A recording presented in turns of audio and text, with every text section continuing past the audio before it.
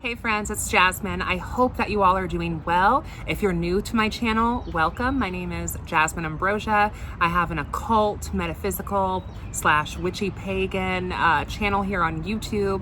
I have been a practicing witch now for about a decade or so. I am the high priestess of the Solar Court Coven. I'm a divination instructor and occult teacher. I work at a metaphysical store. I do fun stuff here on YouTube. Stick around, check it out, and let's go ahead and get into today's topic. So today what I wanted to talk about was dedications and initiations and their similarities and their differences. I want to talk a little bit about oaths and what this looks like in the craft from my perspective and from my practice. So for one, I think it's important for us to first kind of identify the language that we're using. So what exactly is a dedication and what exactly is an initiation? What are these and how are they alike and how are they different? So as always here on my channel, I am absolutely speaking from my own experience, my own craft-based knowledge, my own tradition here. So I don't necessarily seek to speak for all witches. And it's okay too if we have different opinions or ideas around what exactly a proper dedication or a proper initiation is and looks like.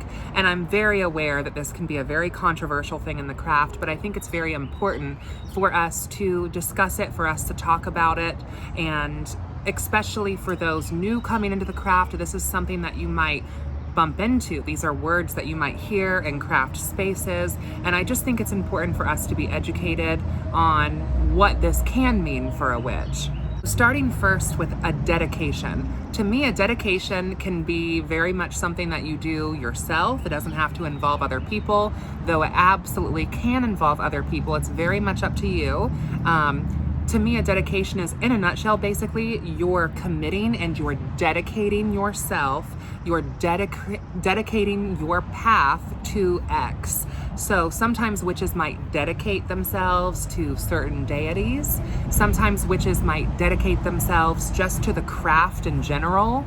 Witches might dedicate themselves to a specific school of magic, or maybe a certain set of morals or values.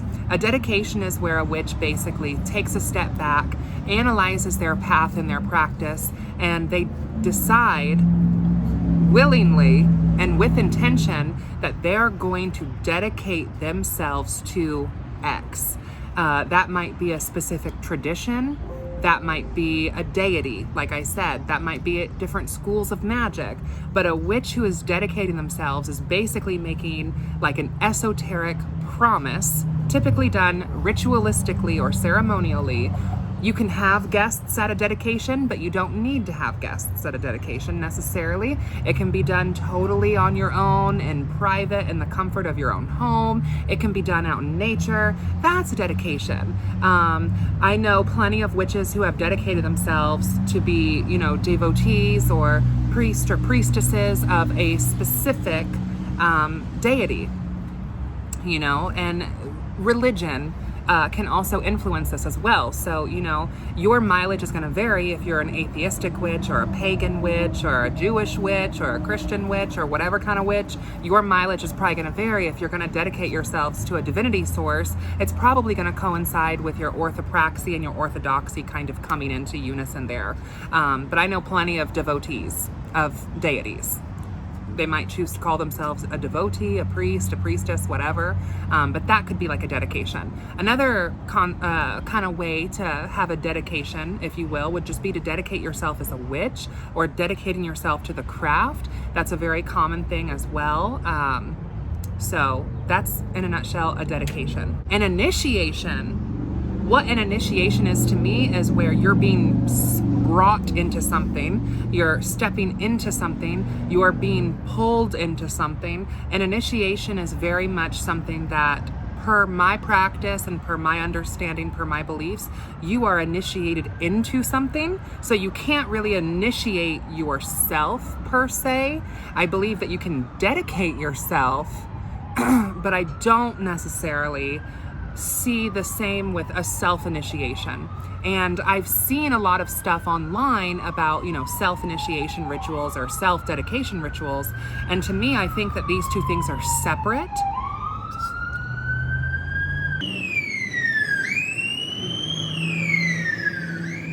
Me, I think that these two things are actually separate. So a dedication is the witch, the practitioner, making a promise themselves willingly, right? Like, I am committing to X, whatever X might be. An initiation is typically someone else or another group bringing you into, I'm not going to say a higher level, but I would say a different aspect of the craft. That typically, if there's an initiation going on, it's also typically closed, meaning that no one can necessarily just step in or out of this initiatory circle, and that you have to be brought in, you have to be welcomed into the circle. So when I see stuff about self-initiations, to me it just doesn't really click, because I think I have a different understanding of the vocabulary that's being used. I think a lot of these self-initiation into the craft or self-initiation into various traditions are really more like dedication rituals, and maybe just the right vocabulary isn't being used, in my opinion. And I see this also a lot, this is kind of off topic, but in divination circles, like there are so many decks that are called tarot, for example, like unicorn tarot, vampire tarot, whatever tarot. But the fact of the matter is that tarot is an organized system. It's a divinatory language, if we're talking about Rider-Waite-Smith or Tarot de Marseille. So it has to have a certain amount of cards. So if it's going to be a Rider-Waite-Smith deck, it's going to have 22 major arcana cards and 56 minor arcana cards. If it does not have those cards, only those cards. Now the imagery can vary. You know, like maybe the tower cards art is not a burning building crashing down, but it's maybe a temple or something. Or maybe the Two of Cups isn't two people raising glasses, you know, the silhouette of two full bodies kind of raising glasses. Maybe it just features two cups on the actual card. That is still very traditional, even though it doesn't use the traditional art. But I have seen tarot decks before that, let's say it's called Vampire Tarot, and there's 36 cards. That's an oracle deck.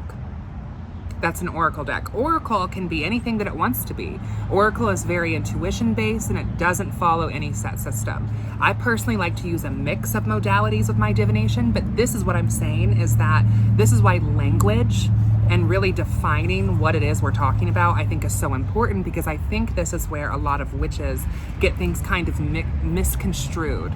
And I'm very much also of the opinion and of the belief that how you choose to get down with the get down in your craft is none of my business. So if you want to call an initiation, a dedication, or whatever, that's fine. I'm just saying this is the language that I use. This is what makes sense to me.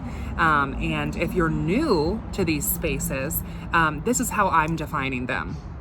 And you're welcome to take my definition and run with it, or you can take what you like, leave what you don't, or you can think I'm just crazy. I mean, whatever the case is. But to me, a dedication is something that you can very much do yourself, while an initiation is something that another person or a group might be bringing you into. They're initiating you into something. To me, a dedication is more like a signed, sealed stamp, a time stamp of being like, from this moment on and forever and ever, or for this moment on until I'm showed, you know, a different way, or from this moment on until whenever. Like, it's a time stamp.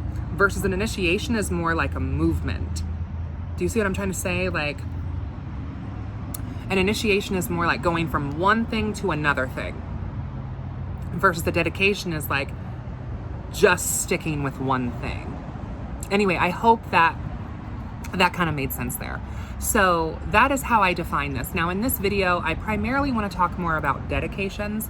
You know, initiations, they can kind of vary from each group or whatever. And I am not at a place, and the coven is not at a place, where we're going to talk in great detail about what our initiations look like. You know, I will tell you that they typically happen while the coven has the coven retreat. They're typically done in the woods, and there's usually several layers and processes to the initiation. So anyway, I'm not going to say much more about it than that. Going back into dedications though, for me, I dedicated myself to the craft, first of all, as a solitary practitioner. I think maybe in 2012, 2013, somewhere in there. And that's when I started seriously getting into witchcraft and seriously getting into paganism. And later in 2016, I dedicated myself to the Morrigan, which I've shared. I dedicated myself to the Morrigan, which I have shared that kind of story before here on my channel. And how I dedicated myself to the Morrigan was through a modern day blood right sacrifice, which is very much what I consider to be a tattoo. Is one way how you can have a modern day blood right sacrifice. And to me, tattooing and the magic that goes into tattoos, the intention that goes into tattoos, the energy of tattoos, most of my tattoos are very much magical inscriptions that are carved into my flesh. So most of my tattoos are spells themselves or signs of various ceremonies or rituals that I have gone through, or rites of passage in my life. Now, that being said, I do have some tattoos that I just got because I just think that they're cute. Not every single one of my tattoos has super spiritual significant meaning, but to show you, and I made a whole video about this before, but this is my Morrigan piece here. So there you can kind of see her, and then this says Morrigan Maiden wrapping down here. So I got that tattoo in 2016, and I think this is probably when I first really encountered what I have explained as kind of the dark goddess archetype or dark goddess energy.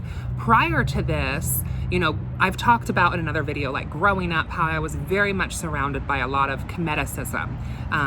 I've made videos before talking with my grandmother and, you know, her time in Egypt and, you know, what she has around her house. So, you know, growing up, I very much had concepts of polytheism. I very much had concepts of, I would say, Egyptian and Indian deities. So that wasn't necessarily new for me. But the first, I would say, deity that I really felt like I encountered outside of those pantheons, outside of probably the Greek, the Egyptian, and the Indian pantheons there, outside of that would have been Bridget. And Bridget very much, I remember my first Sabbat that I ever really celebrated was Imbolc, actually.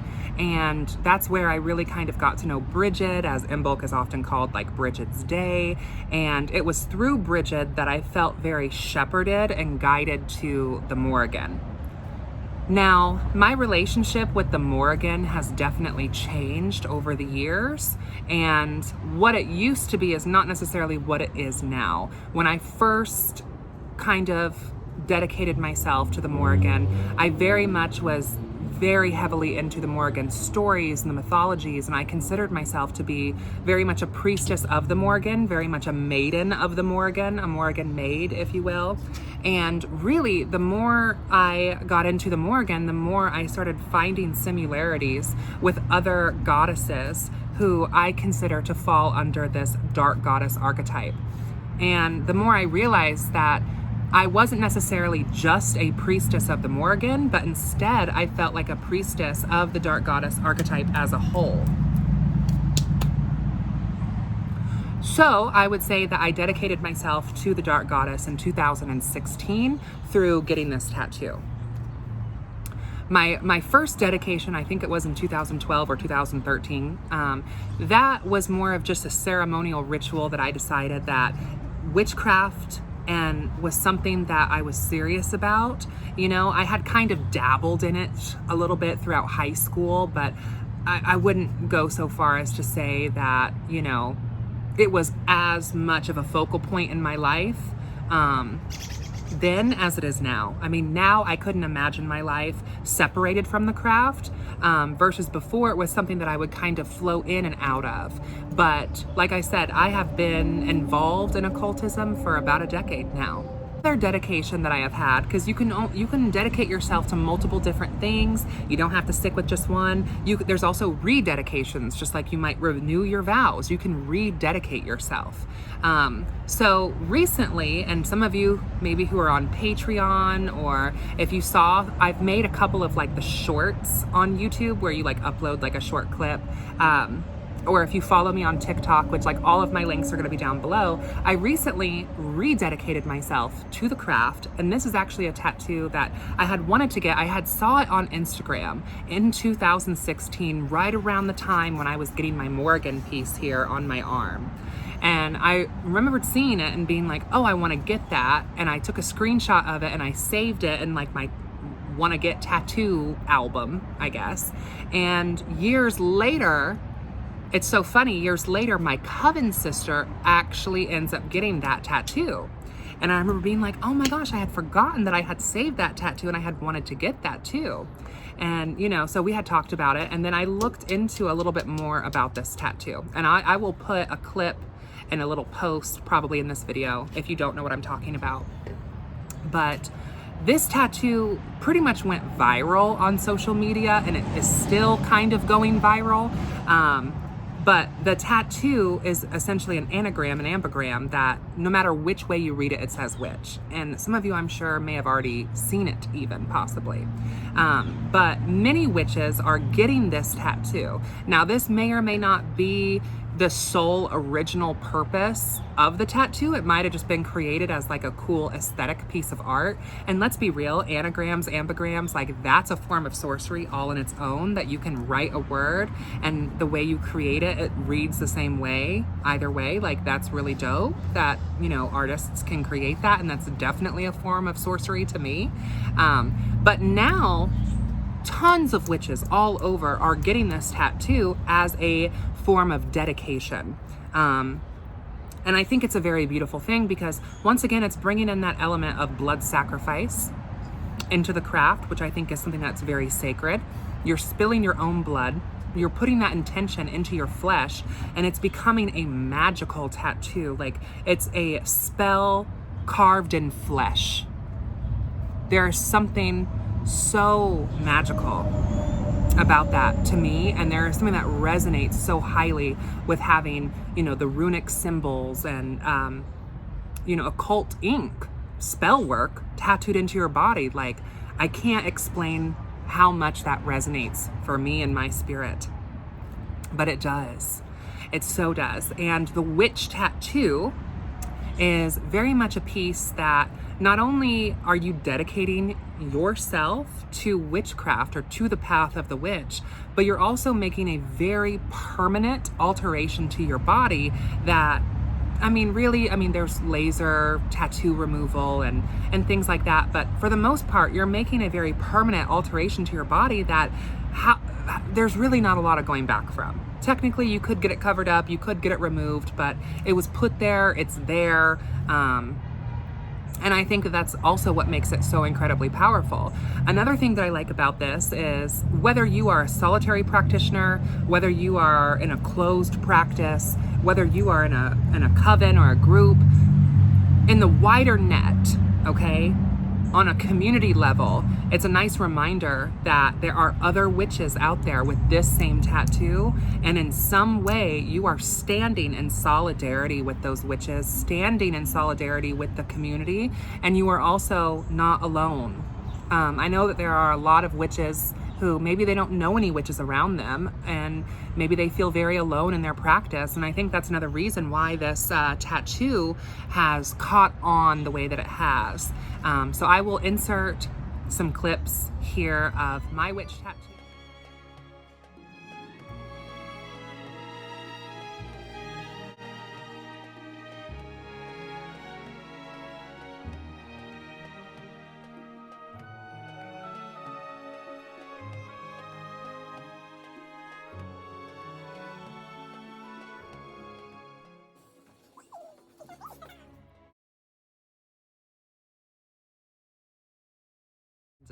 Yeah, I hope that you guys have enjoyed this video. I know that I've rambled a little bit, but I need to get off here. I'm in the process of making some sayadilla, which is like a fried fish rice dish. So I need to get back to that.